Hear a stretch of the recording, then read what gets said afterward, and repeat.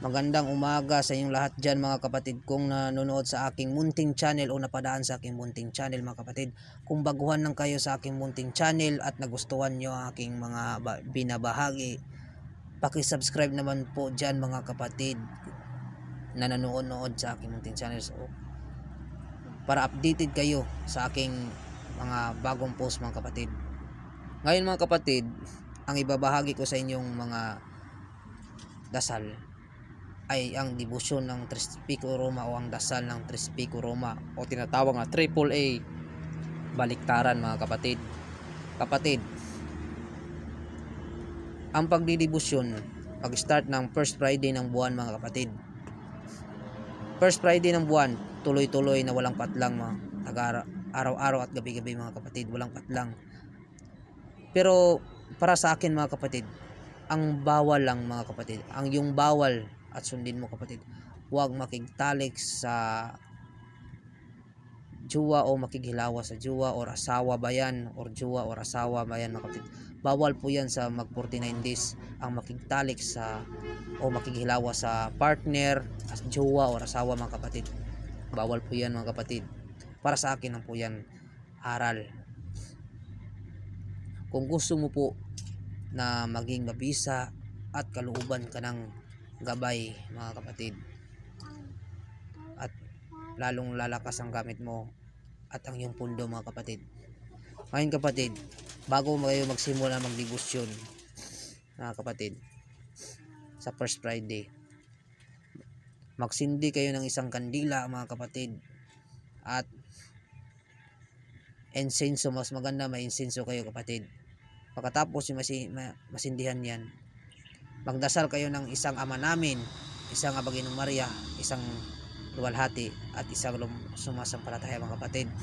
Ihip nyo po yan sa medalyon mga kapatid. Ihip nyo sa medalyon at ihip nyo din yan sa dibdib nyo mga kapatid. Sa dibdib nyo mga kapatid, ihip nyo. Bali, narito ang dasal mga kapatid sa Tres Pico Roma. Aram Ardam Adradam Idios Gidios Didios Dios Dios Dios Igusum Gabinet Dios Amika Miyak Miktam Matam Metam Megam Makam Mamitam Ampilam Kuam Exsemineraw Rayum Omnipotente Makmamitam Adunay Rex Omnipotente Makmamitam Adunay Sulam Mitam Juwahuk Habhay Kak ay risit hok taksit Alimirak Tim Hukmitak Aminatak Hiptak Diyos Ama Senyor me ayuda Joseme Intersida Aname Suplika Joaquin Depienda Istolano Ruega Emerenciana Libra Aname Lodiam Pax Pater Akdudum Siuk Sumox Christum Cognumos Kitam Silos Kitom Koromor Horohel Resende Aname Lodiam Pax Pater Akdudum Siuk Sumox. Tatlong bisis nyo po yan dasalin mga kapatid. Tatlong bisis nyo po yan dasalin mga kapatid ha. Pagkatapos iihip pa cross sa medalyon mga kapatid. Ihip nyo pa cross mga kapatid.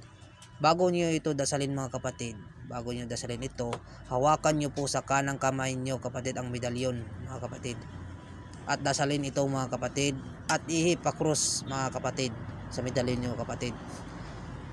At pwede nyo rin kukuha kayo ng isang basong tubig mga kapatid.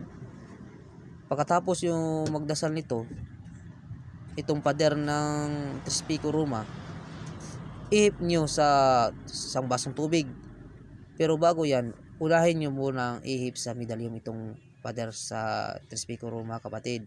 Pagkatapos yung lahat ito dasalin, ihip nyo sa Tres Pico Roma at isunod nyo ihip sa isang basong tubig. Pagkatapos inumin nyo mga kapatid para pumasok po ang pisa at ang gabay sa inyong katawan mga kapatid o bilang pundo nyo kapatid. Kahit wala ang gamit nyo sa inyong katawan, didepensa pa rin yan sa inyo kapatid kasi ininom nyo po yung tubig kapatid na pinugahan nyo ng dasal o pader nitong Tres Pico Roma kapatid. Basta tandaan lang kapatid, kapag nagdidibusyon kayo, para sa akin lang po kapatid, para sa akin lang po. Bawal po makigtalik o makikilawas sa jowa o sa asawa nyo o partner nyo mga kapatid, hanggat hindi nyo matatapos ang 49 days na pagdidibusyon mga kapatid. Kasi para sa akin, nalalaman ko din po ito sa aking master mga kapatid. Natutunan ko po ito sa aking master o supremo kapatid. Kasi proven na po sa amin ito mga kapatid, nga once na magdibusyon ka mga kapatid, huwag talaga makigtalik sa asawa, jowa, o makikilawas sa partner, jowa, asawa kapatid. Yun lang po ang bawal mga kapatid. Pero huwag ka din kumain ng karning baboy sa Biyernes mga kapatid, Martes, Biyernes at Martes kapag nagdibusyon ka nito kapatid. Huwag ka kumain ng karning baboy mga kapatid. Kasi yan po ang aming aral yan po ang aking aral natutunan sa aking master. Pero solid and proven and tested po ito kapatid kapag nagawa mo at natapos mo ang 49 days kapatid. Sinabi ko na sa inyo lahat mga kapatid kung ano ang nararapat gawin. Naway sundin ninyo, nasa inyo kung sundin nyo ang aking mga sinasabi or nasa inyo yan mga kapatid. Basta para sa akin kapatid, proven po sa amin to mga kapatid. Naway makatulong po sa inyo mga kapatid kung saan man kayo naroon. God bless you as always mga kapatid. Kung baguhan lang kayo sa aking munting channel, paki-subscribe naman mga kapatid. Salamat mga kapatid.